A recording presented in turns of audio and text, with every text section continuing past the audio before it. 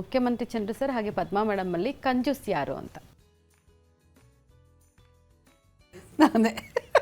ಅಲ್ಲ, ಎಲ್ಲದರಲ್ಲೂ ಲೆಕ್ಕ ಹಾಕ್ತಾರೆ. ಅಂದರೆ ಒಂದೇನು ಅಂತಂದರೆ 1,000 ರೂಪಾಯಿ ಪೆಟ್ರೋಲ್ ಹಾಕ್ಸ್ಕೊಂಡು ಹೋಗಿ ಒಂದು ಹಳಸಿನ ತರೋದಕ್ಕೆ ಊರಿಗೆ ಹೋಗ್ತಾರೆ. ಅಂದರೆ ಕಂಜೂಸ್ತಾನೆ ಹೆಂಗೆ ಅಂದರೆ ಹಳಸಿನಕಾಯಿ ಇಲ್ಲಿ ಯಾಕೆ ಕೊಂಡ್ಕೋಬೇಕು ನಮ್ಮ ತೋಟ ಇರುವಾಗ ಅಂತ. ಬಟ್ ಪೆಟ್ರೋಲ್ ಎಷ್ಟು ಹಾಕ್ಸ್ತು ಅಂತ ಗೊತ್ತಿರಲ್ಲ. ಈ ಥರದ ಕಂಜೂಸ್ತಾನೆ ಅವ್ರದ್ದು. ನೋಡಿ ಮೇಡಮ್, ನೀವು ಹೊಗಳುತ್ತಿದ್ದಾರಾ ಬೈತಿದ್ದಾರಾ ಗೊತ್ತಾಗ್ತಾ ಇಲ್ಲ.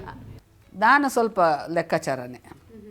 ಅಂದರೆ ನಾನು ಬೇರೆಯವ್ರ ದುಡ್ಡನ್ನು ನಾನು ಹೇಗಂದ್ರೆ ಖರ್ಚು ಮಾಡೋದಕ್ಕೆ ತುಂಬ ತಪ್ಪಾಗತ್ತಲ್ಲ. ಹಾಗಾಗಿ ನಾನು ಖರ್ಚು ಮಾಡೋದು ಸ್ವಲ್ಪ ಹಿಡಿತವಾಗಿ ಖರ್ಚು ಮಾಡ್ತೀನಿ. ಇತ್ತೀಚೆಗೆ ಒಂದು ನಡೆದ ಘಟನೆ, ಎಲ್ಲರೂ ಮಲಗಿದ ನಂತರ 11:30 ತನಕ ಲೈಟ್ ಟಿ ವಿ ನೋಡಿಕೊಂಡು ಆಮೇಲೆ ಮಲಗ್ತಾರೆ. ಸೊ ಇವ್ರು ಏನು ಮಾಡ್ತಾರೆ, ಹೋಗ್ಬೇಕಾರೆ ಹಾಕ್ಬಿಟ್ಟು ಹೋಗ್ರೋ, ನಾನು ಬರ್ಬೇಕಾದ್ರೆ ಕಾಣಿಸಲ್ಲ ನನಗೆ ಅಂತ. ಇವರು ಡೈಲಿ ಅದನ್ನ ಆಫ್ ಮಾಡಿಬಿಟ್ಟು ಹೋಗ್ತಾರೆ. ಕರೆಂಟ್ ಚಾರ್ಜ್ ಜಾಸ್ತಿ ಬರುತ್ತೆ ಅಂತ. ಅಲ್ಲ, 2 ಅವರ್ಸು ನ್ಯಾಷನಲ್ ವೇಸ್ಟ್ ತಾನೆ.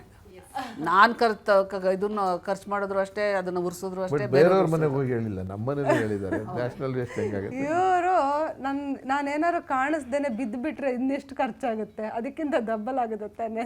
ಅದಕ್ಕೆ ಲೈಟ್ ಇರಲಿ, ನೀನು ಲೈಟ್ ಹಾಕ್ಬಿಟ್ಟು ಹೋಗು ಅಂತ ತಿರ್ಗಿ ಹಾಕ್ಬಿಟ್ಟು. ಸೊ ನನ್ನ ಮುಂದಿನ ಪ್ರಶ್ನೆ, ಇಬ್ಬರಲ್ಲಿ ಯಾರಿಗೆ ಜಾಸ್ತಿ ಬ್ಯೂಟಿ ಕಾನ್ಶಿಯಸ್ ಇದೆ?